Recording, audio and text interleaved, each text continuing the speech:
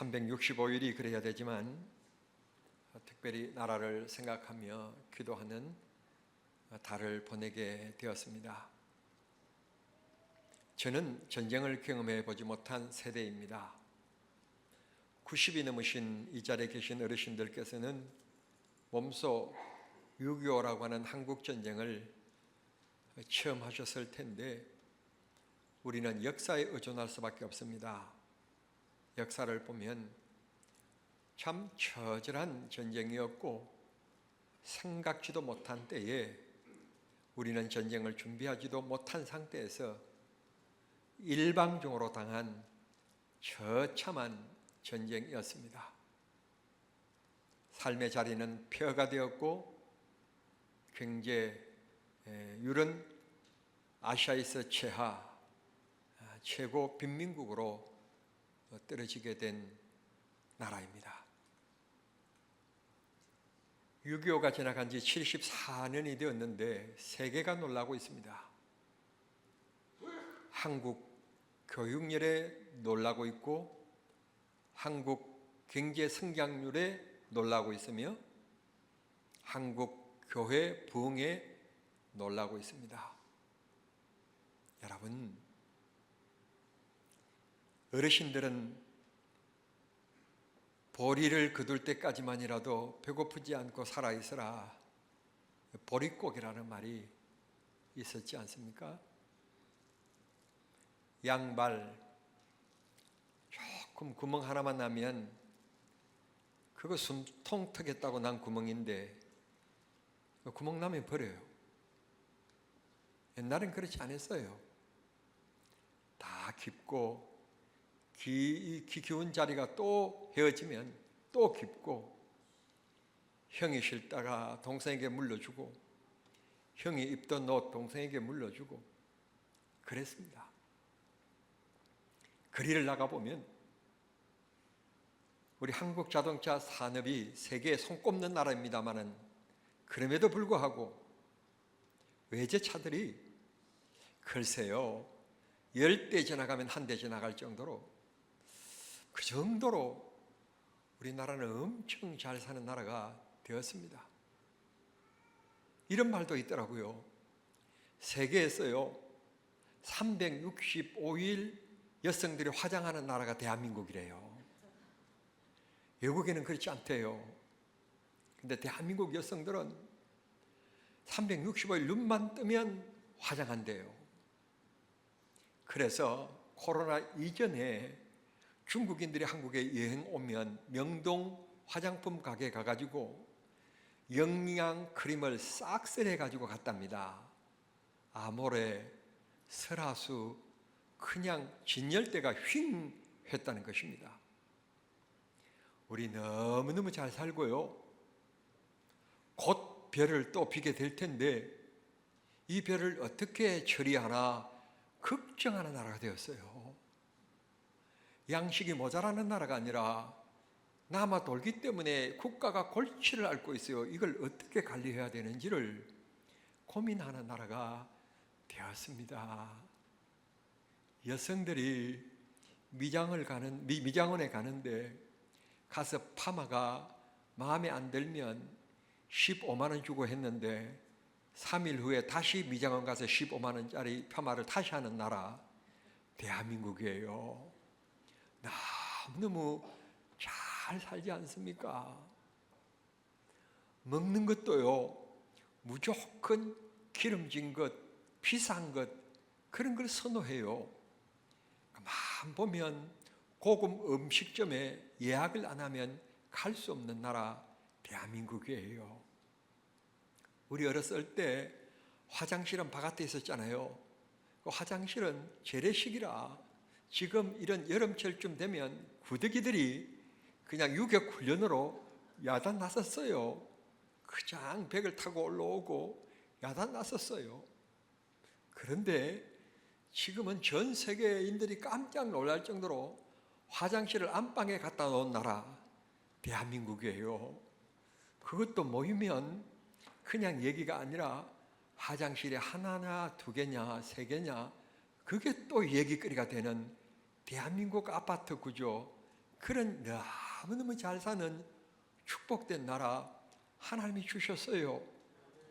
성도 여러분, 기억하실 건 이렇게 무상으로 우리에게 자유민주주의가 주어진 것이 아닙니다.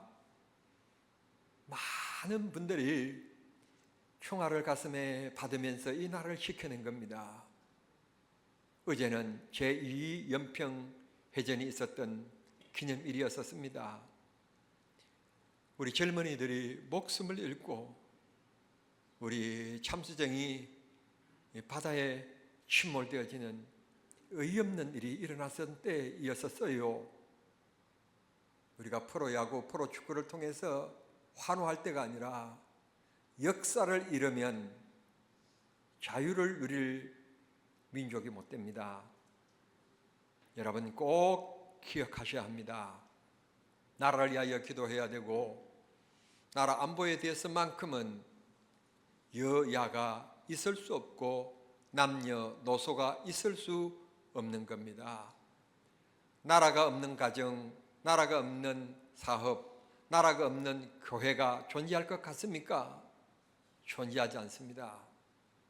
그렇기 때문에 만일의 사태가 벌어지면 목숨을 바쳐서 나라를 지킬 푸른 제복을 입고 있는 군인들을 우리는 존경하는 것입니다. 처절한 전쟁을 체험한 나라임에도 불구하고 웬일인지 군에 대한 정성 어린 사랑보다는 비평을 쏟아놓고 군을 난도질하는 나라 대한민국, 이 국민 망하는 길입니다. 기억하십시오. 나라 안보에 대해서만큼은, 국방에 대해서만큼은 사상을 가지고 따지면 안 됩니다. 나라가 존재해야 됩니다. 나라에 대한 위협이 있으면 한 목소리를 내야 됩니다. 하나 되어야 됩니다. 절대로 이곳에는 진보와 보수가 있을 수 없습니다. 대한민국 국민만 있을 뿐입니다. 정남중앙교회 성도 여러분 꼭 기억하십시오. 나라가 없으면 아무것도 없습니다. 우리 동남아를 봤지 않습니까? 베트남 등등 보면 나라를 잃은 사람들이 자유를 찾아서 조그마한 나무배에 몸을 싣고 떠돌아다니는 모습을 봤습니다. 아무도 반겨주지 않습니다. 아무도 받아들이려고 하지 않습니다. 그 나라의 돈도 인정해 주지 않습니다. 우리는 우리가 지켜야 합니다. 우리가 지키려고 하는 의지가 있을 때 미군의 도움도 필요한 것이지, 우리나라를 우리가 지켜야 되겠다고 하는 의지가 없으면 미군이 곧 떠나고 말 것입니다.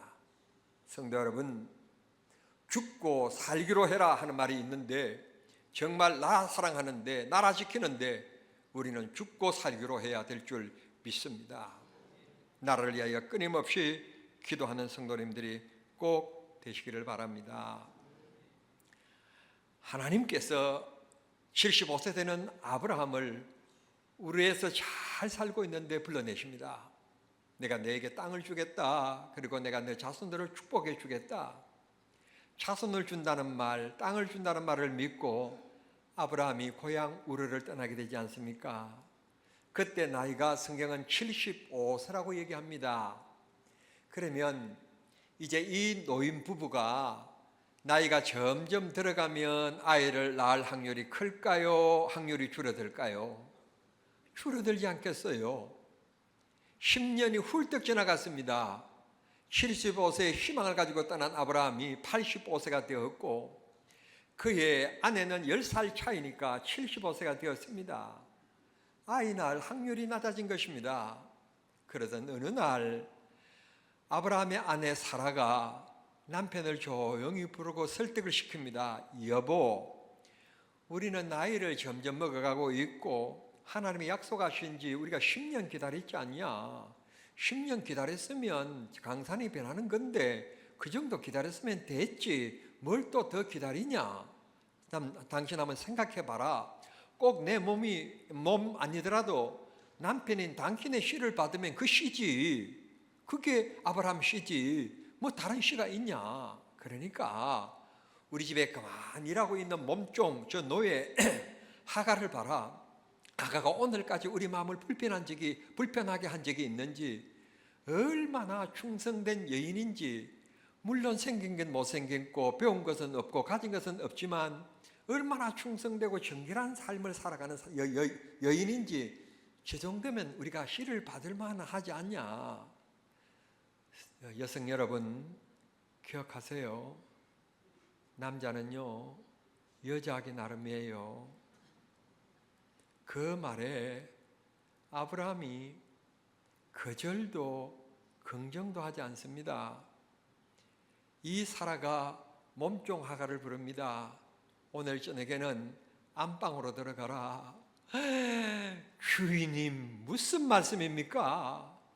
그 잠자리는 주인 마님의 자리인데 몸종에 하지 않는 제가 감히 어떻게 그곳에 들어간단 말입니까? 성경에 그런 말 없어요. 그냥 제가 그렇게 지어낸 거예요. 어떻게 들어간단 말입니까? 그런데 사라가 얼굴 하나 변하지 않고 다시 재촉하는 겁니다. 내 말대로 해. 너는 종이잖아. 주인이 시킨 대로만 하면 되는 거야.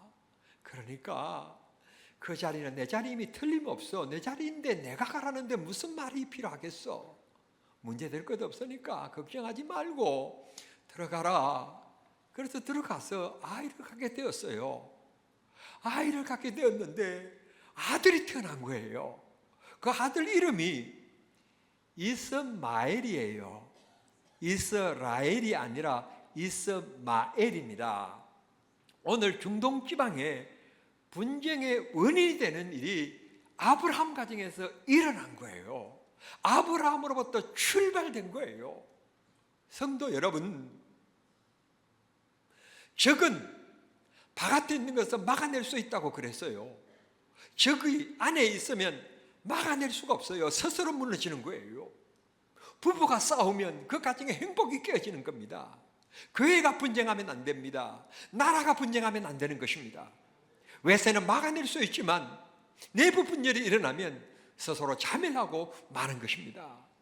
오늘 아브라함 가정에서부터 엉뚱한 일이 시작됨으로 말미암아 오늘 대대 수천 년이 흐르는 오늘까지 이스라엘은 공격을 받고 불안한 삶을 살아가게 된 것입니다. 그것도 우리가 흔히 말하는 믿음의 조상이라고 말하는 아브라함에부터 시작됐다고 하는 것에 우리는 이해하지 못할 부분이 있는 것입니다.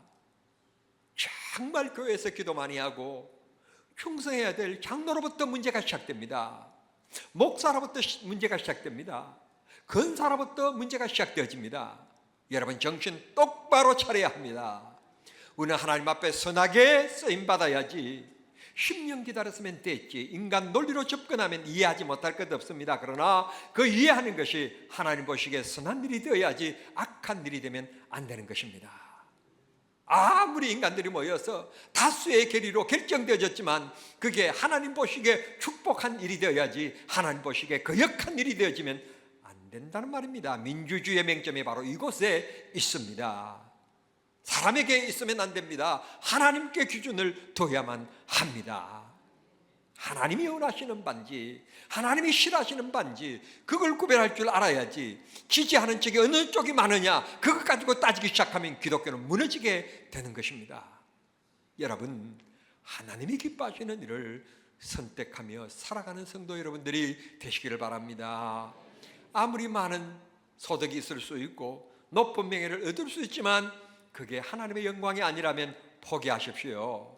하나님이 다른 방법으로 채워 주실 줄 믿습니다. 인간의 수단과 방법으로 집권하지 않아도 하나님의 역사하십니다.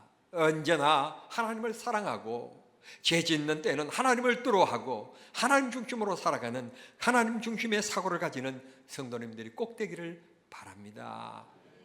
그런데 이렇게 해서 그냥 아브라함과 사라 사이에 아무 일 없이 그냥 끝났으면 그나마 다행일 텐데 이게 웬일입니까? 시간이 흘러가서 나이 99세 아니 89세 된 이 노인들이 아이고머니나 민망하게도 아이를 가진 거예요.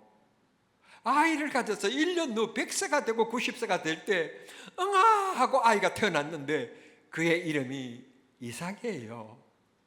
이상스럽다. 동생 이삭이 태어난 겁니다.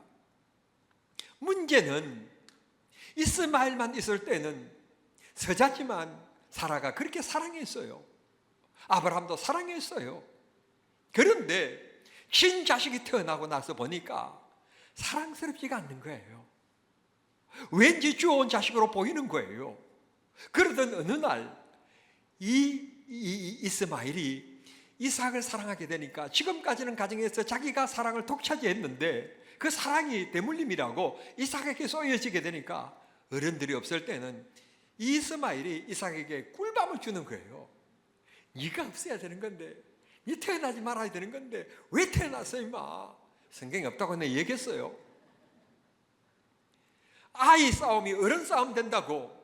이것 때문에 사라가 남편에게 안 되겠다, 하갈과 이스마엘을 우리 집에서 내어보내야 되겠다. 그래서 결국 내어보내게 됩니다. 어느 날 갑자기 하갈의 의지와 생각과 계획과 상관없이 주인들의 계획에 의하여서 충성했을 뿐입니다. 하갈의 잘못이 어디에 있습니까? 아브라함의 잘못이 있을 뿐이고 사라의 잘못이 있을 뿐인 것입니다. 하갈의 잘못이 있는 것은 아닙니다. 아이들이 크면서 윗행이 아래행을 때리는 것은 자연스러운 일이라고 말할 수 있을 것입니다. 이것 때문에 쫓겨남을 당합니다. 오늘 성경 보면 광야에 나가서 먹을 것이 없고 더운 날씨에 아들 이스마엘은 어머니를 향하여 부르짖습니다. 어머니, 배가 고파요. 어머니, 뭘 먹고 싶어요. 어머니, 더워서 땀이 줄줄 나고 목이 말라요. 목이 타요. 물을 마실 수 있게 해주세요. 아이가 부르짖는 것입니다. 어머니 하갈이 배고픈 것도 문제지만 어린 자식 이스마엘이 배고프다고 목마르다고 울부짖는 모습을 바라보는 이 어미의 마음이야말로 무너지는 것입니다. 순간적으로 우리가 광야에서 이렇게 죽을 수도 있을 수 있겠구나, 위기감을 느끼게 된 것입니다. 그때 하갈이 취한 행동을 우리는 주목해야만 합니다. 그때 하갈은 주인 아브라함이 하나님의 이름을 불렀던 그 기도의 모습을 늘 보고 자라온 이 지나온 하갈이 드디어 이 문제를 당했을 때, 죽게 되었을 때, 어려운 문제를 당하게 되었을 때 하나님 앞에 부르짖게 됩니다. 하나님 앞에 기도하게 되었다는 말입니다. 21장 14절에 보면 하갈은 광야에서 방황했다는 말이 나옵니다. 그는 노예였고 그는 몸종이었기 때문에 아는 사람 없습니다. 어디에 가서 도움을 구하고 손을 내밀 사람이 없는 것입니다. 아무도 도와줄 사람이 없는 것입니다. 그야말로 내버려진 사람이 된 것입니다. 이런 하갈이 하나님의 이름을 부릅니다. 하나님 앞에 무릎을 꿇고 하나님 불쌍히 여겨주십시오. 우리 한국말로 표현하면 하나님 살려주십시오라고 기도합니다. 성경은 이렇게 얘기합니다. 16절 말씀인데 쉬운 성경에서는 이렇게 얘기합니다. 혼자 떨어져 주저앉아 목 놓아 울었다.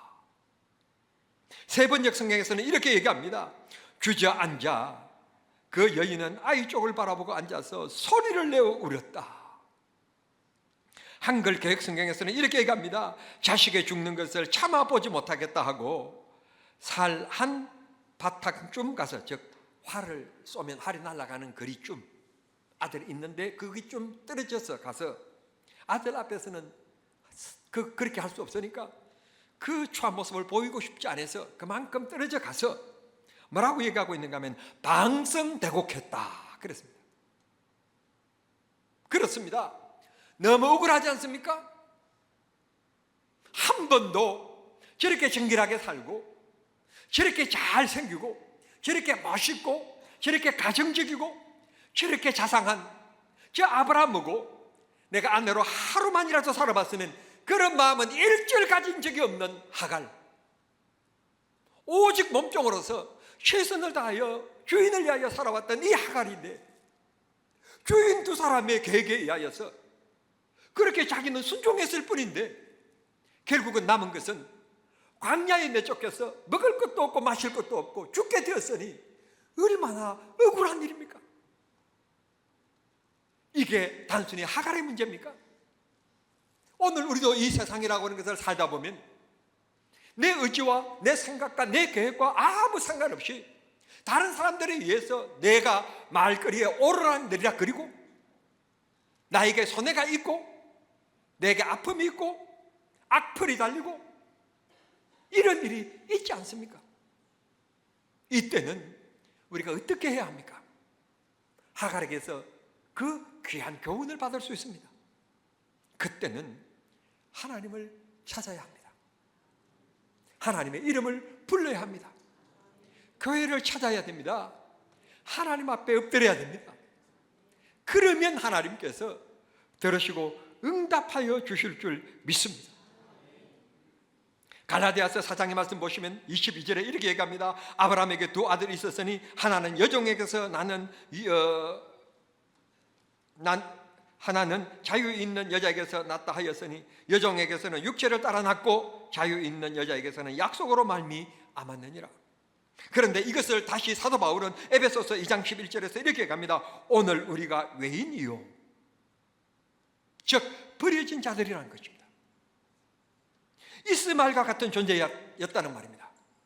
그런데 그리스도 밖에 있었던 우리들인데 하나님께서 예수 그리스도의 피로 말미암아 우리를 구원하여 주셨다.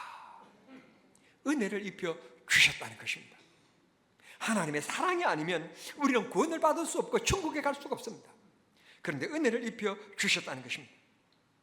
이스마엘, 하갈, 그는 하나님의 이름을 부를 자격이 없는 여종입니다. 이방인입니다.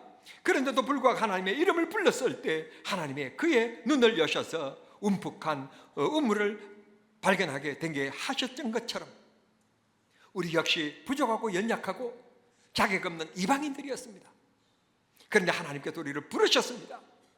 우리가 하나님 앞에 기도하면 독생자를 주신 하나님께서 우리의 기도를 들어 응답하시지 않으시겠습니까? 하나님께서 우리 기도를 들어 주실 줄을 믿습니다. 오늘 17절 하나님이 그 아이의 소리를 들으심으로 오늘 이스마엘도 하나님 앞에 부르짖었다는 것입니다. 눈물을 흘렸다는 것입니다. 성도 여러분, 우리가 정말 하나님 앞에 할 수 있는 좋은 방법이 하나 있는데요, 기도 응답이 되지 않을 때요 하나님 앞에 눈물의 기도를 드리는 겁니다. 울며 통곡하면 상한 심령을 하나님 앞에 드러내면 하나님께서 응답하십니다. 대간절 이 불합리적인 얘기 사건을 왜 성경에 이렇게 기록하고 있을까요?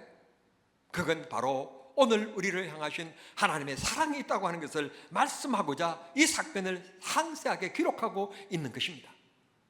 하갈, 절대로 기록되면 안 되는 사람입니다. 그런데도 기록되고 있습니다. 이 말은 절대로 내가 하나님의 은혜를 입을 수 없는 사람입니다. 그런데 하나님께서 나에게 은혜를 입혀주시고 사랑을 입혀주셨다는 말씀을 해주고자 이 성경은 우리에게 기록하고 있는 줄 믿습니다. 성도 여러분, 기억하십시오. 하나님은 우리를 주목하고 계십니다. 하나님은 우리들에게 은혜를 베풀고 계십니다. 요한복음 7장 31절에 보면 예수님의 말씀에 우리는 귀를 기울여야 됩니다. 예수님께서는 이렇게 말씀하셨습니다. 누구든지 차별이 없습니다. 세상은 차별을 둡니다. 자기의 요건을 얘기합니다. 그런데 예수님께서는 그렇게 말씀하시지 않습니다. 잘났든 못났든 많이 가졌든 적게 가졌든 부자든 가난하든 배웠든 못 배웠든 상관없다. 누구든지 인생길에서 목마르거든 건강에 목마릅니까? 물질에 목마릅니까?